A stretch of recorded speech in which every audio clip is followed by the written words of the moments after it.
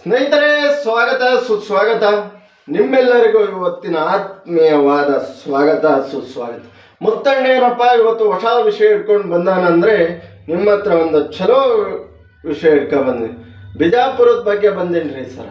ಏನು ವಿಷಯ ಬಿಜಾಪುರದ ಬಗ್ಗೆ ಅಂದರೆ, ದಂಡ ಪಿಂಡಗಳು ಇವರು ದಂಡ ಪಿಂಡಗಳು, ತಿಂದ ಮನೆಗೆ ಕನ್ನವ ಹಾಕುವ ದಂಡ ಪಿಂಡಗಳು, ದಂಡ ಪಿಂಡಗಳು ಇವರು ದಂಡ ಪಿಂಡಗಳು, ತಿಂದ ಮನೆಗೆ ಕನ್ನವ ಹಾಕುವ ದಂಡ ಪಿಂಡಗಳು, ನಂಬಿಕೆಯನ್ನು ಮಾತಿಗೆ ಶತ್ರುವಾಗಿ ನಿಂತವರು ದಂಡ ಪಿಂಡಗಳು ಇವರು ದಂಡ ಪಿಂಡಗಳು.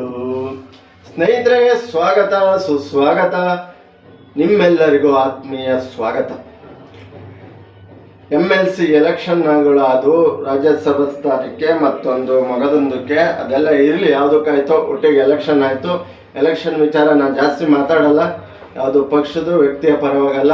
ಆದರೆ ಸ್ಟ್ರೈಟ್ ಇಟ್ಟು ನೀವು ಆಯ್ಕೆ ಮಾಡಿ ಮತ ಕೊಟ್ಟು ನಮ್ಮ ನಾಯಕರು, ನಮ್ಮ ವೀರರು, ನಮ್ಮ ಶೂರು ಅಂಥೇಳಿ ಮತ ಕೊಟ್ಟು ಕಳಿಸಿದಂಥ ನಂಬಿಕಸ್ಥ ವ್ಯಕ್ತಿಗಳು ಒಂದು ದುಡ್ಡಿಗೋ ಮತ್ತು ದೊಡ್ಡ ವ್ಯವಹಾರ ಇಲ್ದಲೇ ಇವರು ಮಾಡಿರ್ತಾರನ್ರಿ. 11 ಜನ ನಂಬಿಕಸ್ಥ ವ್ಯಕ್ತಿಗಳು ಅಡ್ಡ ಮತದಾನ ಮಾಡಿದ್ದಾರೆ. ಅಡ್ಡ ಮತದಾನ ಅಂದರೆ ತಮ್ಮ ಪಕ್ಷದಕ್ಕೆ ಅಲ್ಲದೆ ಬೇರೊಂದು ಪಕ್ಷಕ್ಕೆ ಮತದಾನ ಮಾಡುವುದೇ ಪಕ್ಷದ ಒಪ್ಪಿಗೆ ಇಲ್ಲದಲೇ ಅದೇ ಅಡ್ಡ ಮತದಾನ. JDS BJP ಎಲ್ಲ ಸೇರಿ 11 ಜನ ಅಡ್ಡದನ ಮತ ಮಾಡಿದ್ದಾರೆ. ಇವರು ದುಡ್ಡಿಗೋ ಮತ್ತೊಂದು ಮಗದೊಂದಕ್ಕೋ ಗೊತ್ತಿಲ್ಲ, ಏನು ತಗಂದಲೇ ಇವರು ವ್ಯವಹಾರ ಮಾಡಿರ್ತಾರನ್ರಿ. ನಾವೇನು ಜನಗಳು ತಿಳುವಳಿಕೆ ಇರಲ್ಲ ಅಂತ ನೀವು ನಂಬಿಕೆಯಿಂದ ಮಾಡಿ ಕಳಿಸಿದರು. ನಿಮ್ಮ ನಂಬಿಕೆಗೆ ಎಷ್ಟು ಅರ್ಹರು ನೋಡಿ. ಇಂಥ ವ್ಯಕ್ತಿಗಳು ನಿಮ್ಮ ಸೇವೆಗಳು ಮಾಡ್ತಾರ. ಸ್ವಂತ ಪಕ್ಷದಲ್ಲಿ ತಿಂದು ಉಂಡು ಎಲ್ಲ ಮಾಡಿ ಹೆಸರು ತಗೊಂಡು ಆ ಚಿಹ್ನೆ ಮೇಲೆ ನಿಂತು ಎಲೆಕ್ಷನ್ ಮಾಡಿ ಬೇರೆ ಪಕ್ಷಕ್ಕೆ ಓಟ್ ಹಾಕ್ತಾರೆ ಅಂದರೆ ಎಂಥ ಜನ ಇರ್ಬೋದು. 3 ಪಕ್ಷಗಳು ಎಲ್ಲ ಪಕ್ಷಗಳು ಸೇರಿಸಿ ಹೇಳೋದು ಆ ಪಕ್ಷ ಈ ಪಕ್ಷ ಈ ವ್ಯಕ್ತಿ ಅಂತಲ್ಲ.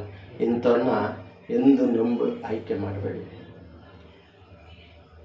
ನಿಮಗೊಂದು ವಿಶೇಷ ವ್ಯಕ್ತಿಯ ಒಂದು ಹೇಳ್ತೀನಿ, ಅವ್ರ ಪರವಾಗಿ ಹೇಳ್ತೇನೆ. ನಿಮ್ಮದು ಯತ್ನಾಳ್, ಸಿಡಿಗುಂಡು ಯತ್ನಾಳ್, ಬೆಂಕಿ ಚೆಂಡು ಯತ್ನಾಳ್ ಅಂತಾರೆ, ಹಿಂದೂ ಹುಲಿ ಯತ್ನಾಳ್ ಅಂತಾರೆ, ಹಿಂದೂ ಫೈರ್ ಬ್ಯಾಂಡ್ ಅಂತ ಯತ್ನಾಳ್ ಅಂತಾರೆ.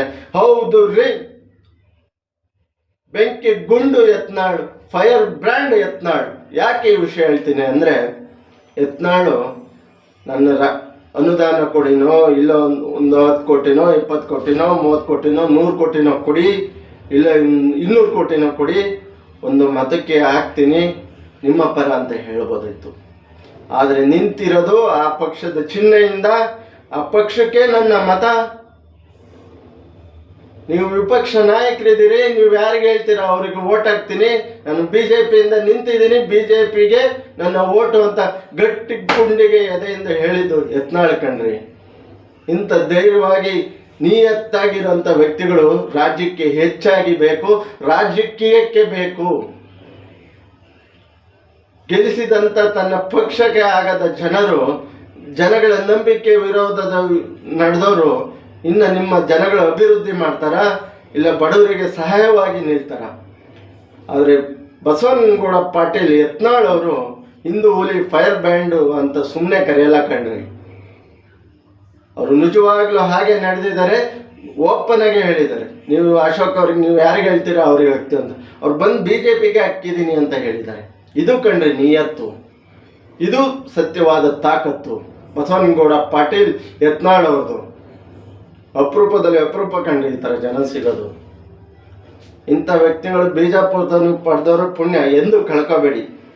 ನಾನೇನು ಯಾವುದು ಪಕ್ಷದ ಪರವಾಗಿ ವ್ಯಕ್ತಿಯ ಪರವಾಗಿ ಹೇಳ್ತಾ ಇಲ್ಲ, ಇರೋ ಸತ್ಯ ಫ್ಯಾಕ್ಟ್, ಸತ್ಯ ಸಮಾಜದಲ್ಲಿ ಹೇಳ್ತಾ ಇರೋದು. ಹಾಗಾಗಿ ತಿಳಿದಂತೆ 2 ಮಾತು ಹೇಳಿದ್ದೀನಿ.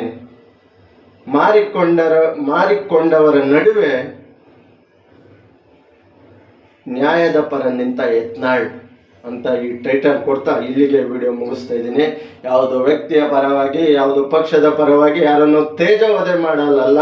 ಇದು ಸತ್ಯದ ಪರವಾಗಿ ಸಮಾಜಕ್ಕೆ ಸತ್ಯ ತಿಳಿಸು ಹೇಳಲು ಅಂತ ಇಲ್ಲಿಗೆ ಈ ವಿಡಿಯೋ ಮುಗಿಸ್ತಾ ಇದ್ದೀನಿ. ಜೈ ಶ್ರೀರಾಮ್, ಜೈ ಜಗನ್ನಾಥ್, ಜೈ ಸಂಗೊಳ್ಳಿ ರಾಯಣ್ಣ, ಜೈ ಭೀಮ್.